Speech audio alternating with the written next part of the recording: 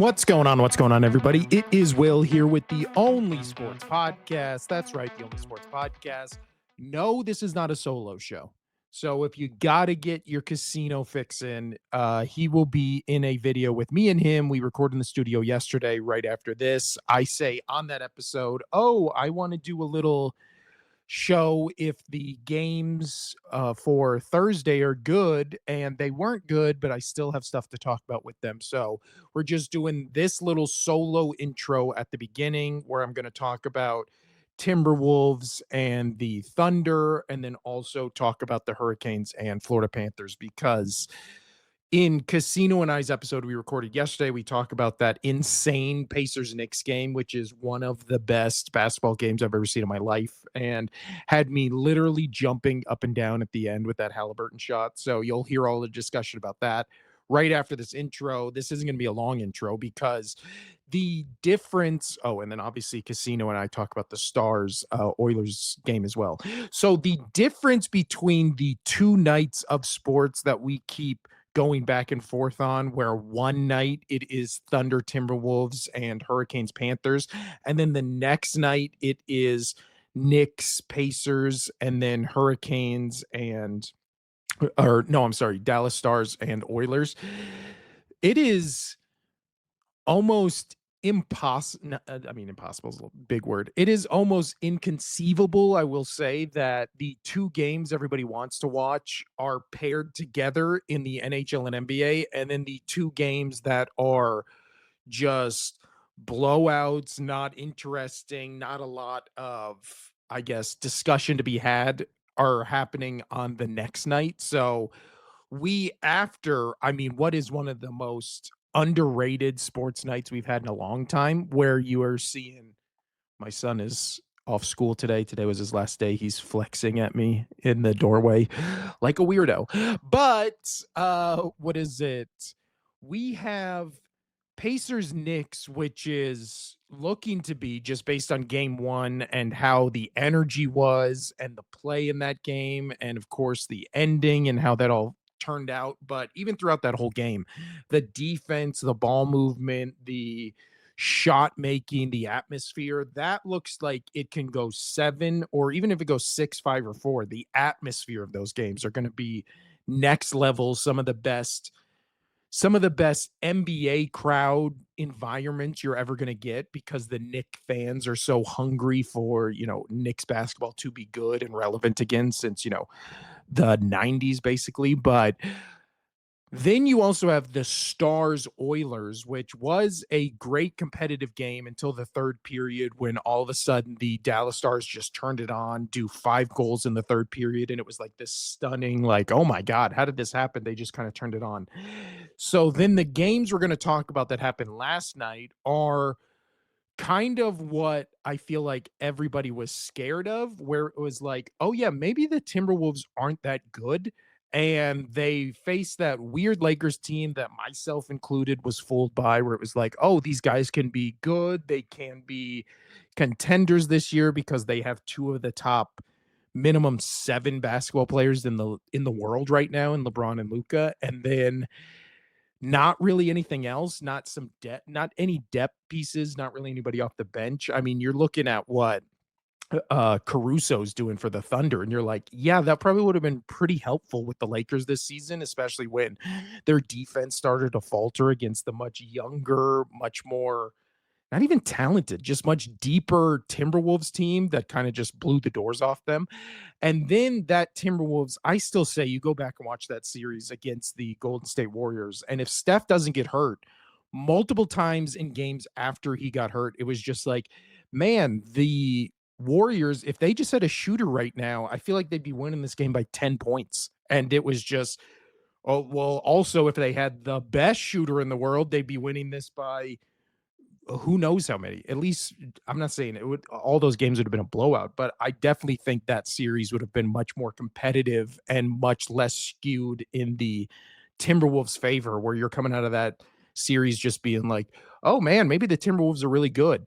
And then we saw on the other side, the Thunder, they obviously had that first round where they just blew the doors off I can't even remember who they played. Wasn't it the Rockets or something like that? I don't know.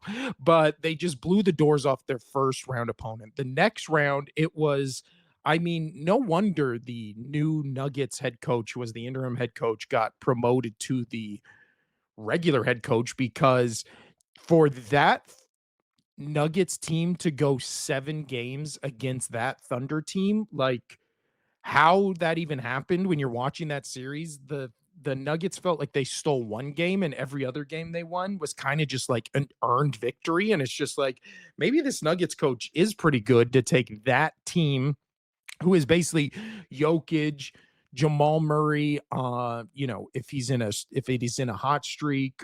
You can say that about Aaron Gordon as well. It's Aaron Gordon, it's what is it, Jamal Murray, and it's like they'll give you 1 or 2 good games, but then they'll also give you a game where they're out there for 40 minutes and get you 8 points. So for that coach to take that Nuggets team to 7 against this Thunders team, like, hats off. Well deserved promotion. But also, so speaking of last night, the Thunder and Timberwolves played. The game was 118-103. If you watch the game, it never appeared that close at all. This score is very deceiving. The Thunder, again, I've been praising their defense for what feels like a month now, but their defense is, the best word I can describe it, and I only mean this as a compliment, is annoying. Their defense is so, I can't imagine my team. Obviously, I'm a Sixers fan, so they would have had to get to the finals to play this Thunder team. And we all know, watching the Sixers this year, that wasn't going to happen. So didn't really have to worry about the Thunder this year. But if you're a if you're the Nuggets fans, if you're the Timberwolves fans, you're just watching this. If you're a Knicks or Pacers fan, you're watching this team just being like, their defense is so annoying. They constantly have, it always feels like they have 2 defenders on whoever has the ball, and they're all just swiping at the ball. Just constantly, when you're going up for a jump shot, they're hitting it out of your hands. When you're going in for, points in the paint, they're all of a sudden just there, and you're getting attacked by 3 guys, but none of them are fouling you.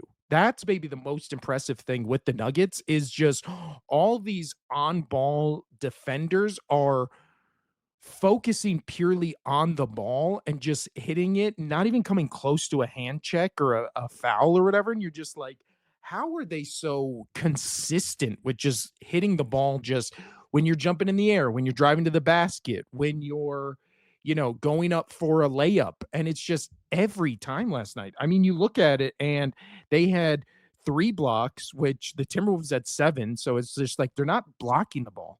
They did have 9 steals. So they stole the ball 9 times, and it was all in ways I just said, where a guy looks, a Timberwolves player just looks absolutely confused and just like, wait, what defense is this? What am I supposed to do against this? And then they look confused, and then all of a sudden the ball's out of their hand.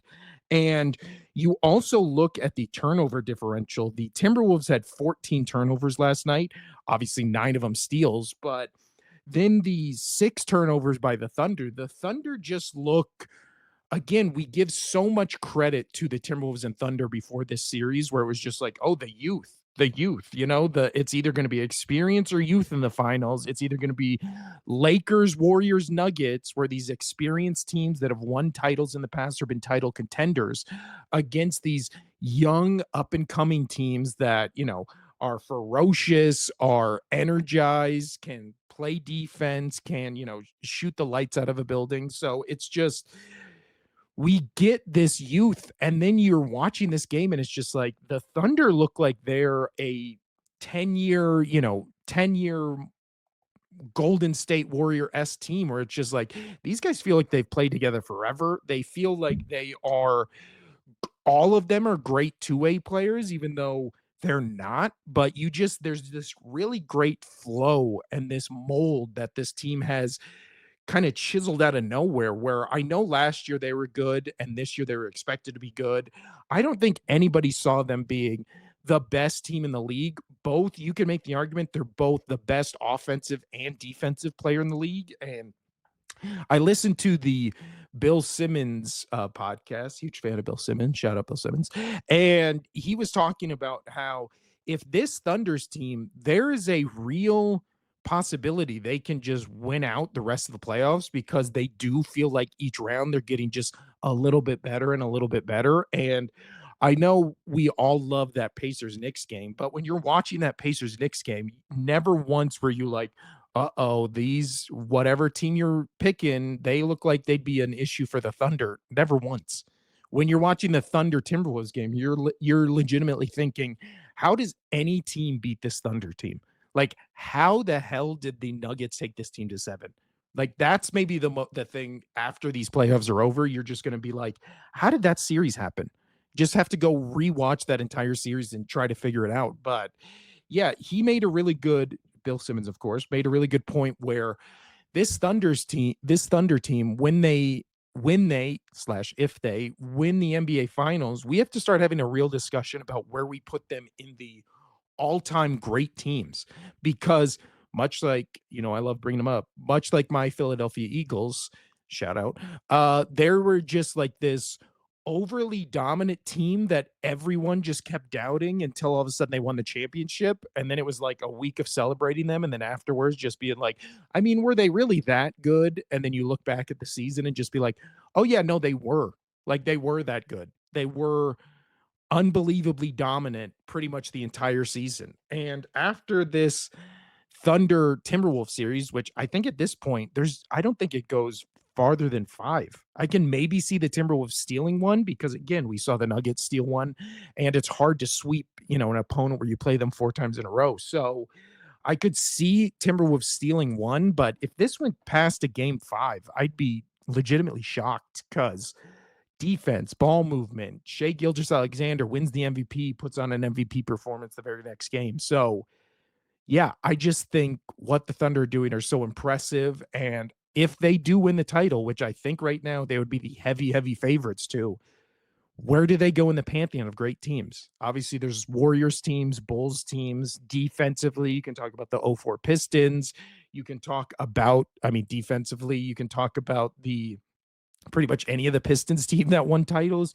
You can elevate them pretty much over anybody, except, obviously the greatest of all time teams with the 2017 Golden State and 96, 97, 98 Bulls. So yeah, I also don't think that's crazy to say, especially when they were the clear best team in the regular season. They've been the clear best team in the playoffs, and yeah, who knows? Again, you watch that Knicks Pacers. I think they're going to do worse or about the same than as the Timberwolves are doing. I mean, whew, but other than that, so this series to me, in my eyes, looks over. You look at them defensively, you look at the Timberwolves, how they scored past 100 points last night was, I have no idea. I mean, they went off in the fourth quarter, had 32 points, but before that, going into the fourth quarter, they were at 70 points. So it was like, this team's not, they may finish the game with 85 points, and it's just the Thunder are just going to roll them. And it really did feel in the second, third quarter, the Timberwolves would get within 1 or 2 or 3, and it was just like, you never really felt like, here they come. Like in that Pacers Knicks game, when the Pacers kept doing it, like kept coming back, you were like, man, I don't know, maybe Pacers got a shot. You never felt that way with the Timberwolves, especially because you were like, I don't see a scenario where the Oklahoma City Thunder just defensively let the Minnesota Timberwolves win this game. It's not happening. The other game we had last night was the Panthers and the Carolina Hurricanes. And again, the kind of polar opposite, as we talked about the NBA, in terms of how good the games are, because last night's game finished with the Panthers in a 5-0 victory against the Hurricanes. That really felt like, Florida got 3 goals within the first period. Florida, I know, got 1 goal that was called back, and it was just like, oh, okay, it's just going to be that kind of night. Once that goal got called back, in my opinion, it was just like, oh, okay, it's not their night. You can already tell, like, any momentum they ever had was just immediately they were kneecapped. So obviously Casino's the big hockey guy, but when you're watching this series, the first game, I'm pulling it up right now. The first game was was a 5-2 final. This game was a 5-0 final, and it just looks like the Panthers are just going to roll them.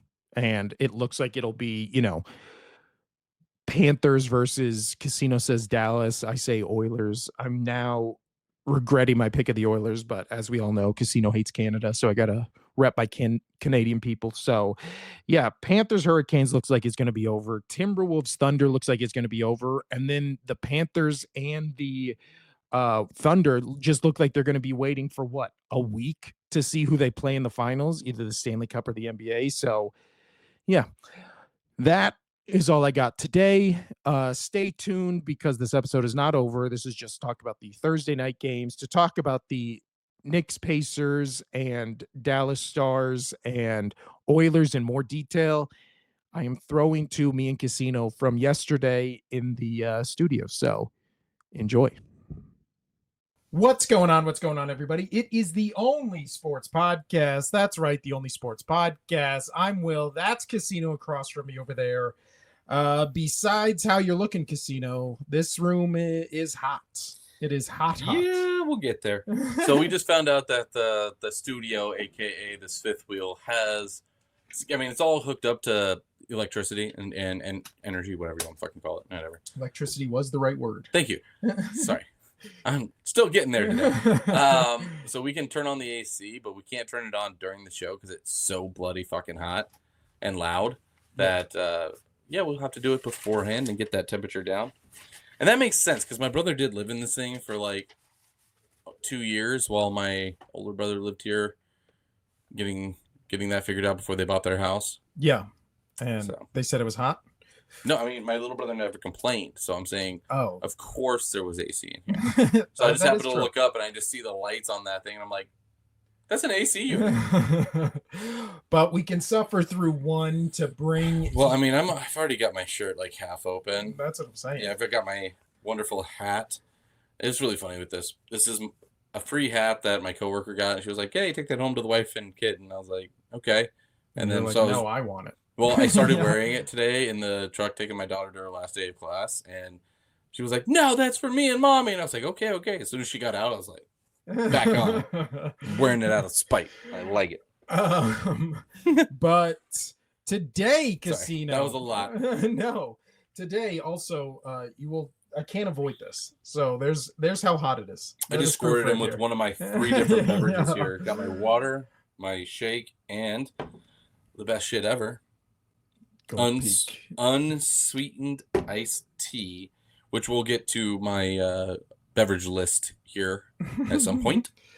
But Casino, we are here to talk about maybe the most underrated night of sports we've had in a long time, that I felt like going in, people weren't expecting it to be as entertaining as it was, but true. We had 2 games. I mean, people knew Knicks Pacers was going to be good, but I was one of those people that when the Knicks were up by 9, I was like, oh yeah, I should have put money on this game that the Nets were going to win. Yeah, the Knicks, not the Nets. That the Knicks were going to win game 1 in New York. But instead what happened is, I'm not even joking, maybe one of the top 3 most entertaining basketball games I've ever watched in my life. Like, in terms of just what is happening, the collapse, the historical nature of everything that happened in that game that wasn't supposed to happen. And then in the other league, the NHL, the Stars and the Oilers also have a game where it's just, that was great. All of a sudden the third period hits and it becomes a completely different game than what you'd watch the previous periods. Because that Knicks Pacers game was a different game until there was a minute left in the game. And then all of a sudden it becomes what everyone saw last night. But which one do you want to start with, Casino? Let's start with the NHL because I feel like we can definitely hit the NBA and talk longer about that. So last night we had first game in the Western Conference Finals. We had the Oilers versus the Stars, and I had the Stars going in, and you had the Oilers. Dumb move. For the series, not for the game. Got it. So this was going to be a good game, and this is going to be a great series, honestly. And I do think whoever wins this series will win the cup, no matter what they do over in the East. But that's just my thought. Anyway, But it started out good, and it started off with the Oilers doing what they do best with their star players coming out and crushing it. So in that, I'm going to go back over to, why is it doing this? I'm going to go back to this portion of it. So it started off where the Oilers came out strong with their lead players, and I don't know why it's not doing what I want it to do. But Leon Draisaitl, he had a great game. He had 3 points, 1 goal, 2 assists. He had 4 shots on goal. Same with Connor McDavid. He had 2 assists, so he had 2 points for the day. And then Ryan Nugent-Hopkins, he scored and had an assist, as well as Evan Bouchard also scored. So you have your hitters, and then Nurse got an assist. So the 5 players that you expect from this team to go out there and to perform and to win you the game, they did. They came out strong. They played great, but that was obviously not going to be enough. Going into the third, you had 3-1. Stars were losing at home. The Oilers looked poised to continue this. But to end the second period, there was a penalty called on the Oilers, and it was justifiable. It was a cross-check to the face, which is great. Which is funny because when Vegas did a cross-check to the face, they got a 5-minute major, and when Oilers did it, it was only 2-minute minor. But just saying. So nothing happened at the end of that, but they still had about a minute to go left in the third. To start the third, they had about a minute left in that power play. And boy, did they let them have it, because that was one power play that started it all. See what I did there? Why in the hell won't it show my... I hate this. What is it not showing? It's not pulling... I'm going to just pull it up on my phone. It's only showing the player stats. It's not showing the team stats. When I literally just had that up, and now I can't seem to navigate it. But Stars came back. They got that first power play goal. They were down 1. They got another power play, which was a high stick to the face. Justifiable. I watched it. And I'm wondering where these calls were previously, but whatever. I'm just saying. And they were able to capitalize on that. And it was a great game. And then next thing you know, it's tied 3-3, and then the Stars just unloaded. They scored 2 more, and then they had the open netter. The Oilers, and they look good. The Oilers looked good. It was just you had Ottinger in net, and he played outstanding for the Stars. Yes, he let in those 3 early, but he did save 26 of 29 shots, which is just below a 90% rating. But that is not going to do well. And Skinner was one of the reasons why I thought Vegas could beat the Oilers, because I don't think he's the best in net. And that showed today. He only saved 22 out of 27, which put him at an 8.815 save percentage, which is not good. So another reason why I think the Stars are just too good for the Oilers. But that was great. To skunk the Oilers 5-0 in goal differential in the third was just outstanding. And that game ended in a brawl, which was great. And this one wasn't such a bad brawl. I don't know if you watched that portion. Yeah, no, I saw it. Yeah, it was more of just kind of like hugging, and they kind of took each other to the ground. There was no real fist fights.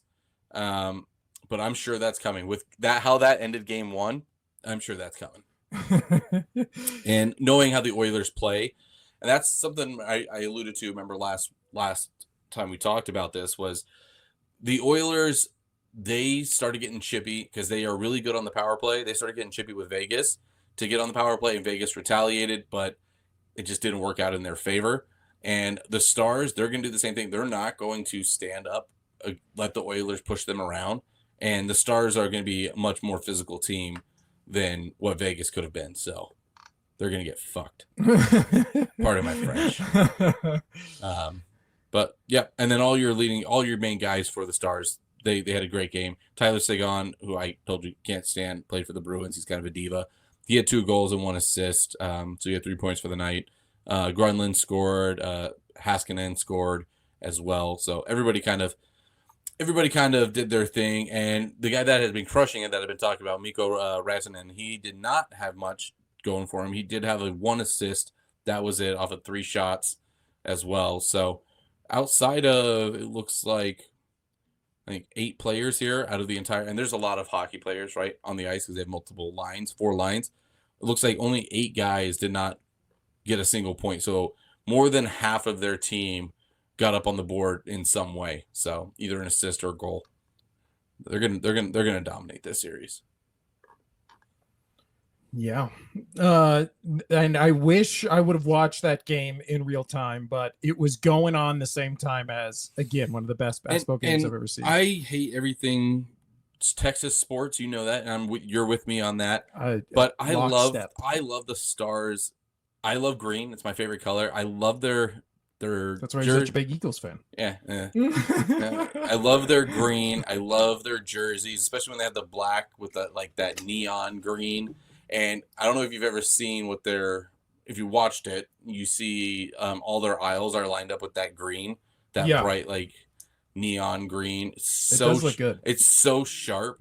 They were also the ones that did the SpongeBob celebration on their ice when they didn't do it at the Super Bowl. Remember that? That, and that thing went viral. So they do have a soft spot in my heart for. I do like their jerseys. I do like their logo. I do like their colors. But if this was the Minneapolis Stars or San Diego Stars, I'd be rooting for it. But they're the Dallas Stars Casino. I can't root for them. Plus, as you know, we have to have one person on this podcast who doesn't hate Canada, and that's me.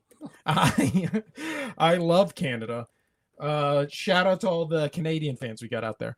But after what happened in this game, because you were right. You know what's really funny? Did you do the Minneapolis Stars as a joke, or do you know?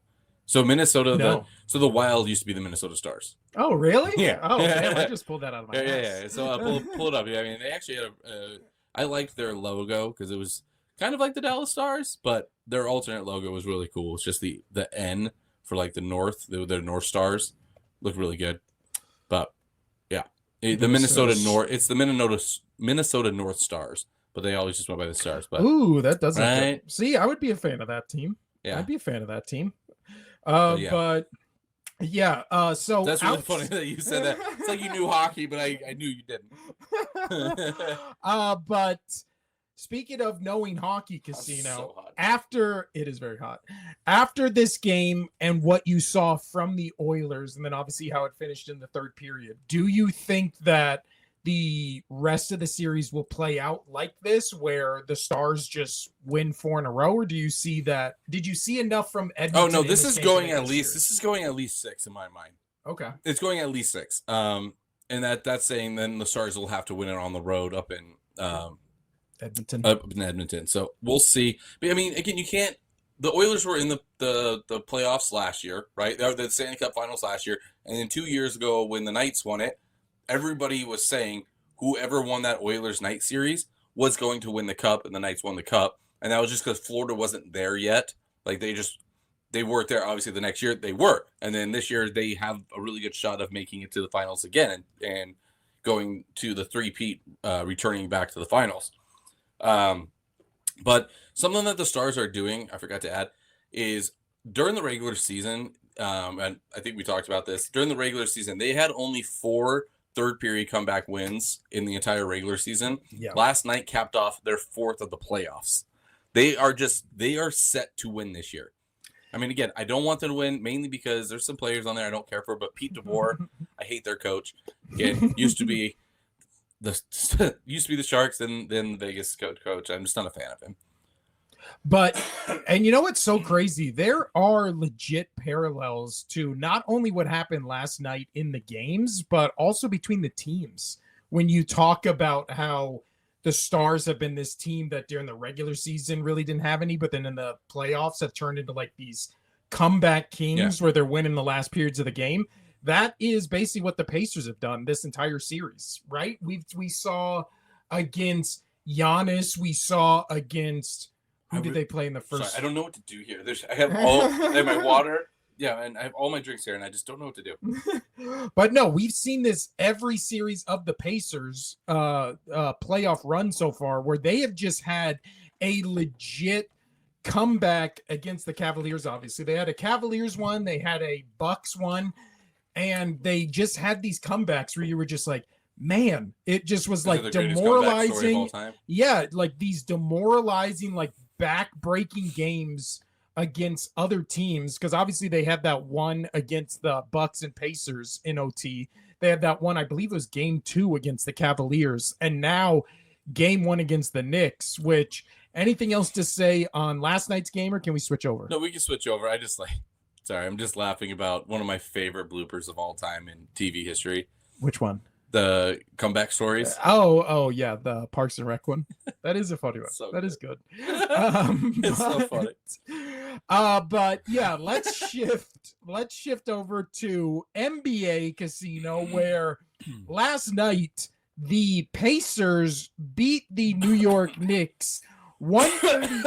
Sorry, I'm over here. Can you help me out over here? They beat them 138 to 135. I will start reading off all the unbelievable stats, and then we can talk about the game itself. At one point in this game, the Knicks with less than 3 minutes to play, the score was 116-102 Knicks, which gave them a 99.7% chance to beat the Pacers. And so then that's only a 14-point? Right. Yes. So they had a 14-point But lead. it was even with less time, because I took a screenshot here of one that was even less time. So that was just win probability. With the other fact coming out of this game was teams that were NBA teams in games where they were down 14 or more in the final 2 minutes and 50 seconds of a regulation in the playoffs. That's what I have here. It was 2 minutes and 51 seconds. Yeah. So NBA teams were 970 in the past almost 30 years until last night. Now that number is 970. So you made the joke about the choking gesture. It is legitimately the biggest playoff choke that we've seen in the playoffs in minimum 30 years. Right. So that is because with 2:51 left, New York was up 119 to 105. That is it's insane. And then you know what the crazy thing is, when you were watching that game and the Knicks were up, I remember thinking this when I was watching it in real time. I apologize to my job last night, because for this entire third and fourth quarter, I did nothing but literally just stand there polishing the same glass, just watching the TV. Didn't move. There was a guy that came up and we were like just talking at the bar about the game, and then he like looked at me and he was like, "Can I get a drink?" And I was just like, "Oh yeah, like that's what I'm supposed to be doing right now." But did he understand though? Was he upset? No. He like played it off as a joke, but I literally was just standing there. Can I get a drink? Yeah, but with about, I want to say like a minute 15 seconds left, the New York crowd was giving that thing they do in basketball where you're the home crowd and you give like a standing ovation to your team, and they're all like doing the clapping as the Knicks are taking the ball up the court. And I just remember in that moment just being like, this is way too early to be doing like the great job, like you've won this game. You typically do that when you're running out the clock with the ball. And so they were doing that, and I was just like, in the moment, I didn't think, again, I'm a football oracle, not a basketball oracle, but I didn't think that the Pacers, almost a hockey oracle. So.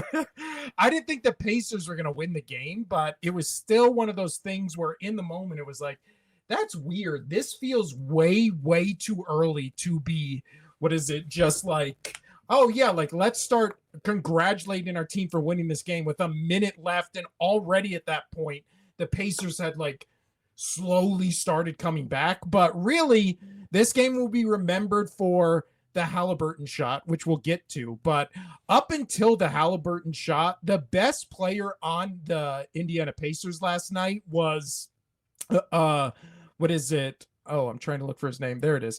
Aaron Naismith, who just had like one of those.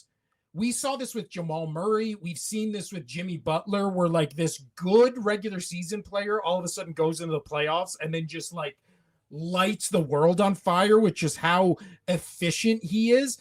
And in that fourth quarter, he had 20 points and he had, I believe, 8 3-pointers in a row to start this comeback. And again, this wasn't like when everybody was complaining about the Celtics, or even, we didn't even talk about it with the Thunder Timberwolves where they shot 50 3-pointers.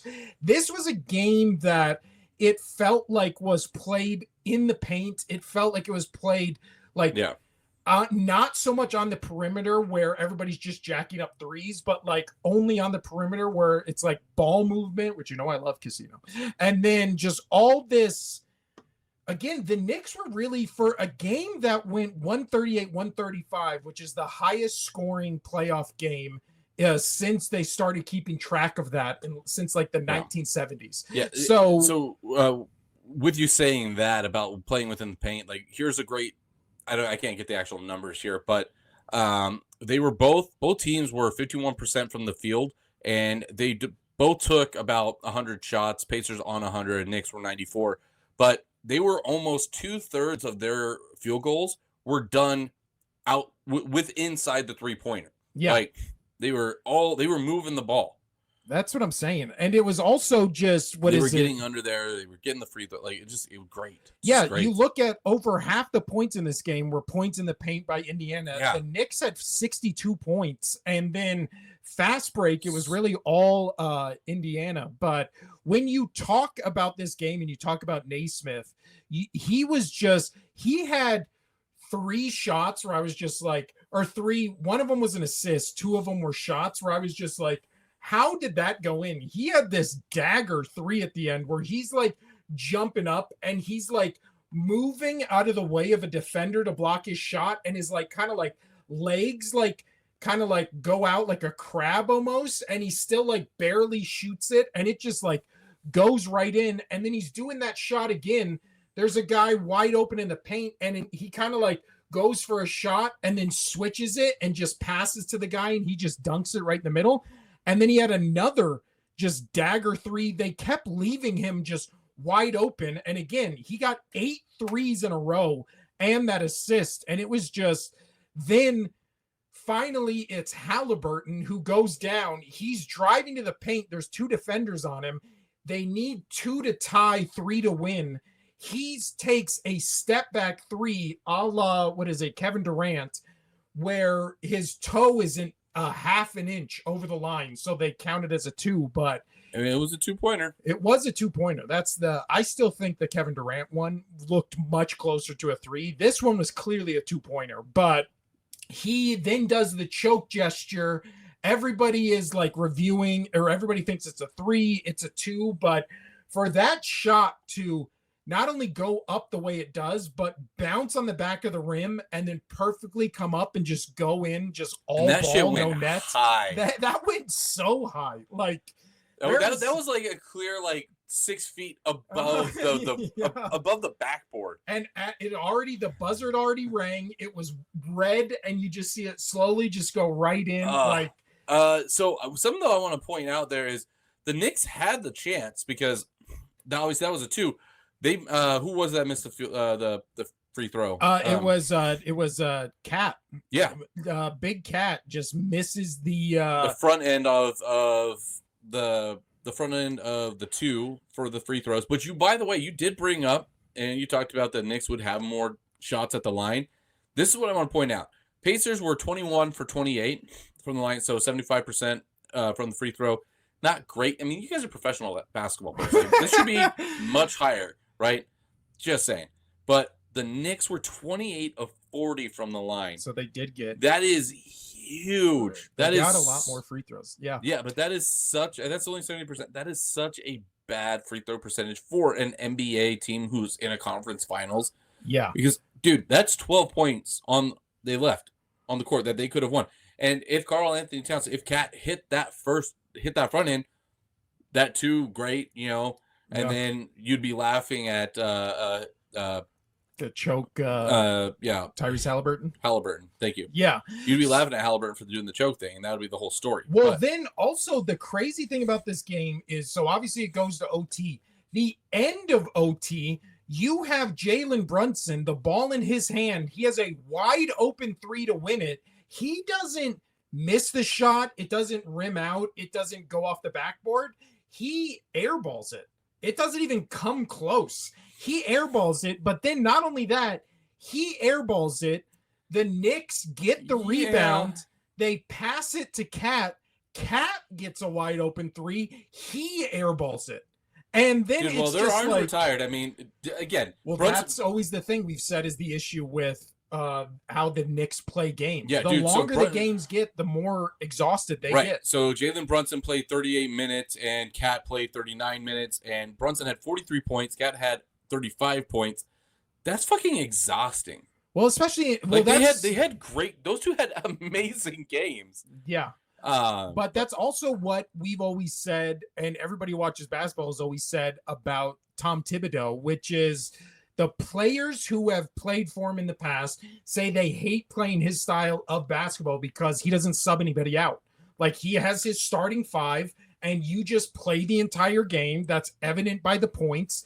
I mean, there is, they only played 1, 2, 3, 4, 5, 6, 7 guys last night longer than 10 minutes. So they played 7 guys longer than 10 minutes. The other 2 players who got on the court played 9 minutes and then 26 seconds. So it's not like it's one of those things where the way you beat a Tom Thibodeau teams are you take them to overtime. I would love to see, and I'll look it up for Tuesday's show, I would love to see the stats for Tom Thibodeau teams in OT or double OT games, because you could tell by the end of that game, Cat was exhausted. You could tell that Josh Hart was exhausted.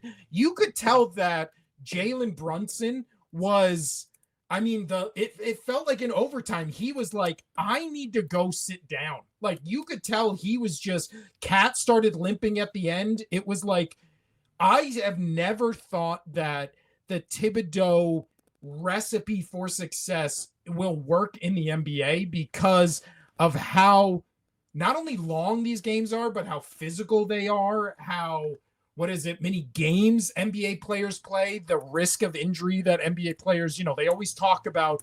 We even heard it from, Aaron Gordon when he was talking about the Nuggets in the playoffs, where he was just like, we need to start spreading out these games more. Like, playing every other day when you're playing almost 42 minutes running back and forth. Again, my knees hurt going upstairs. I can't imagine if I was almost 7 feet tall and had to run for 40 minutes straight and jump and bend down and dive for loose balls and all that kind of stuff. So I do think it's not as bad as you think.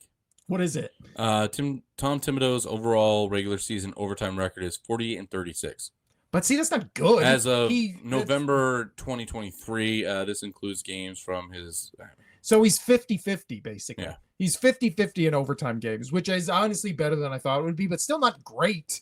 But I still think when you watch that game last night, you could just tell, like, Brunson, especially, Cat was limping, and he still needed to be out there because obviously he's their second best player behind Brunson. But, yeah, man, I don't know. I just think that the Pacers last night, the Knicks, I mean, defensively, for how high scoring this game was, I thought both teams played fantastic defensively. Like, the Knicks were all over the Pacers. The Pacers were doing that thing where they picked people up right when they inbounded the ball and were just making the Knicks really fight for it. The Knicks almost lost in before OT because Brunson... Well, the Knicks had 15 turnovers, dude. Yeah, but Brunson, passes the ball to Hart, I believe, and Hart stumbled, almost lost the ball, and that would have ended the game for the Pacers because they were up at that point, even before OT. But again, I said this on, I think, last show or the show before, we are getting so many games this season where the all-stars of other teams are losing games where they're putting on some of the best performances you've ever seen. I mean, last night, Brunson, minus the air ball at the end. Brunson last night, he went 43, 5 and 1. So 43, 5 and 1. I mean, he put up 45, Cat put up 35, and he had 12 rebounds. And it's just, again, we're really seeing just the emergence in NBA of team basketball, Because, I mean, last night it was Halliburton was 31, Naismith had 30, but then they also got Siakam with 17, Miles Turner with 14, Nabar with 15. I know I did not say his name right. Then you guys got guys off the bench who are coming in, getting 10, getting 8, getting 9 points. So it really does. The Pacers look like the East version of the Thunder, which is just this complete team with this one guy who's a superstar. And yes, he goes off, but the role players, the defense they play, the switches they do, the depth they have. I mean, especially in games that go to OT where you're getting guys who can legitimately get rest and then come in and defend and get points. And last night, again, it was a credit to the Pacers, who were just like, oh yeah, we're down by, I believe the biggest lead in the game was like 17 or something like that. I'll double check right now, but yeah, the biggest lead was 17 by the Knicks, but there was 14 lead changes. The biggest lead then became by the Pacers for 7. And it was just, you look at the win-loss chart, and it was the Knicks basically since the 5 minutes into the second quarter led the entire game until all of a sudden overtime, and then they lose. That's why the win probability is a 99.7. It's not like, what is it? It's not like the thing we saw with the Stars and Oilers, where it was like, oh, they just turned on for a quarter and then completely swung the game. The Pacers were like, we turned the corner like sporadically over like a very short period of time, but it was like most of the fourth quarter, it was all Knicks. And then all of a sudden the Pacers, and again, we saw this in, I can't remember what series it was. I think it was the Thunder Timberwolves series, but it was like, remember the Timberwolves lost that series where it was like they kept fouling the Nuggets so quickly that no time was coming off the clock. The Knicks kept just having these plays where it was like they'd run down, they'd miss a shot, and then only 2 seconds, 30 seconds, 15 seconds would come off the clock. And it was just, then the Pacers would go down, Naismith would hit a 3. Then the Knicks would burn 15 seconds, miss a shot, and then Naismith would hit a 3. It was like time management was like, it was going so slow for the Knicks, and the Pacers were taking advantage of it and chipping away.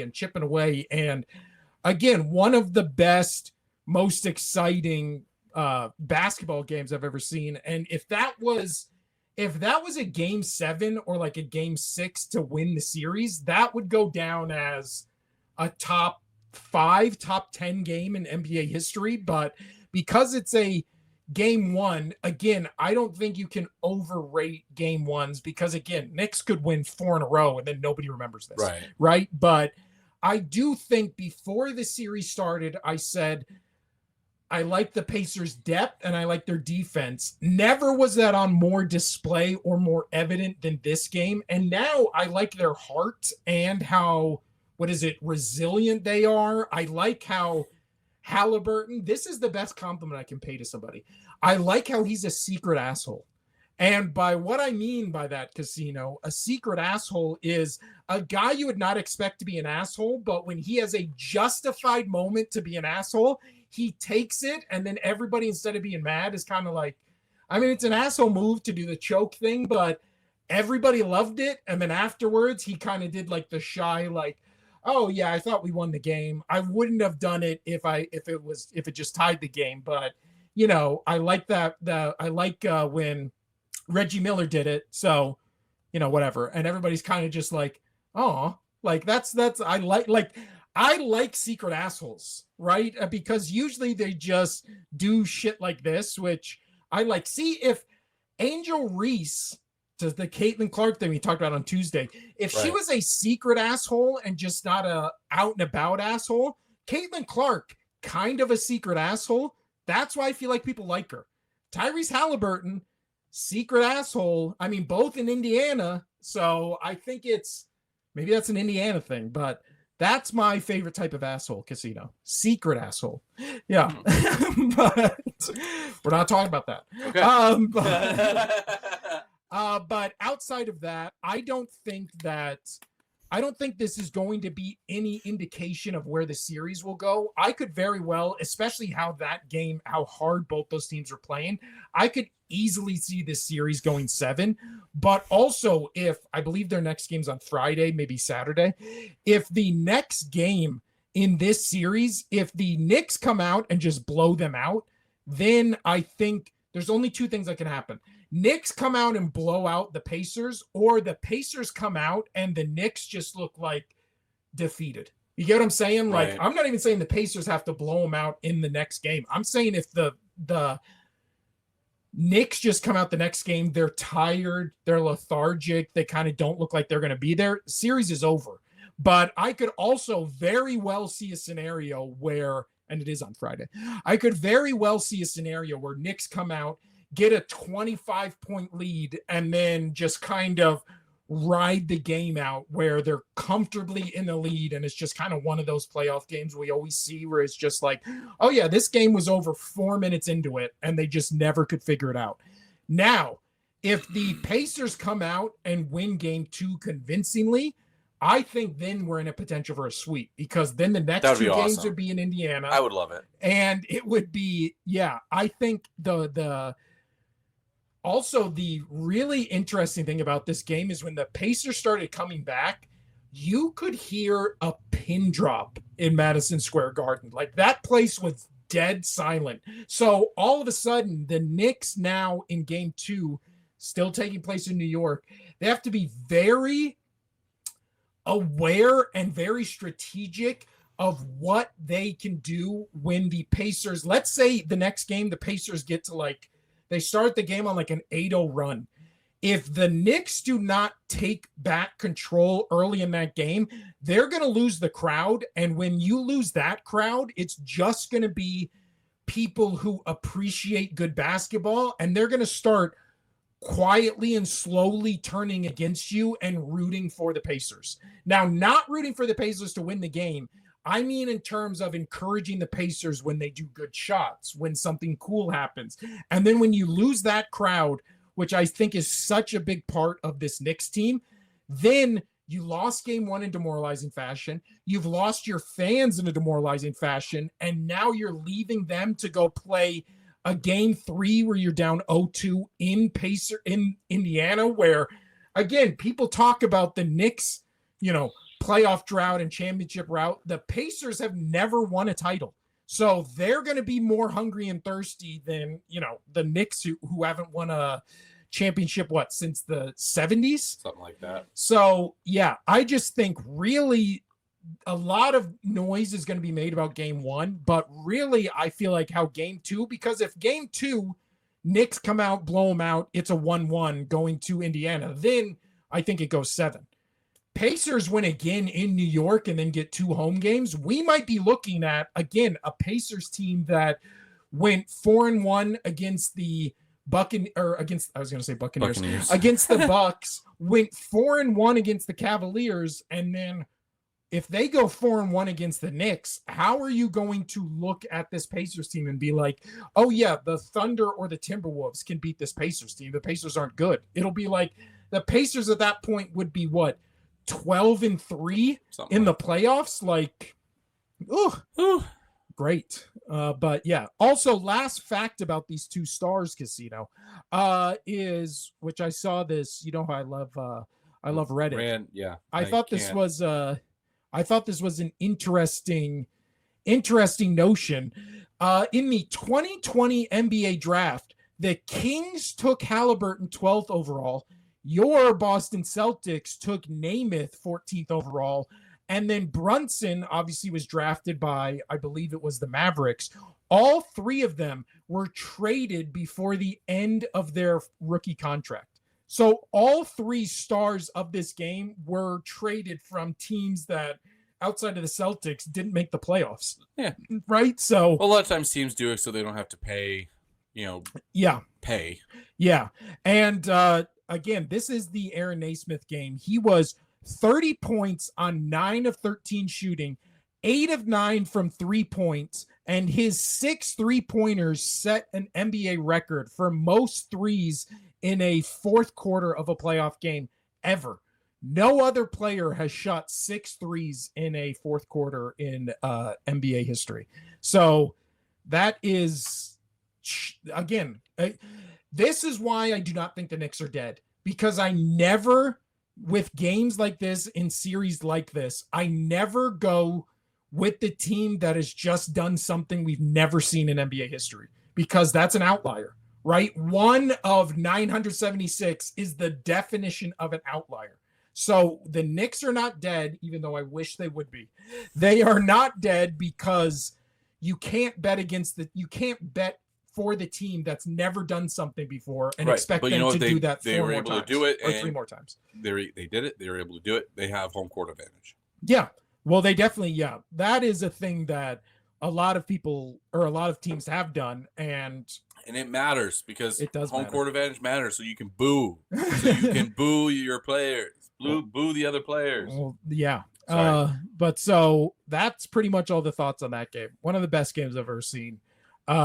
Really great. Also really great that it happened in New York in game 1 and not in Indiana, because I feel like it would have not have had the same like reverence and kind of like this is gonna shake them. Yeah, had that been in Indiana, because and then again 0-970. That is crazy. That is crazy. Stat. Whew. All right. I've got nothing and I'm hot. Yeah, it is very hot. I don't think we have any NFL news. I mean, we just did 2 shows in a row. I think we covered everything, Casino. Yeah, I think it is also very hot. But yeah, I just knew we had to do a show today to talk about those 2 games, because 2 of the best ones we've seen, minimum these playoffs, not even, about the last couple ones. But yeah, so we ended it here, Casino. I think we're short show. Short show. I mean, short show is still 41 minutes. But this, I don't think I've looked at this camera once. No. This has been the Only Sports Podcast. I'm Will. That's Casino over there. We are both very hot, so we're cutting this episode a little short, but really we didn't have anything else. But we'll see you on Tuesday. I might try to do a show Sunday if something really interesting happens in the next 2 games. So maybe. But I'm Will. That's Casino. We'll see you Tuesday on the Sports Podcast. Adios. Adios.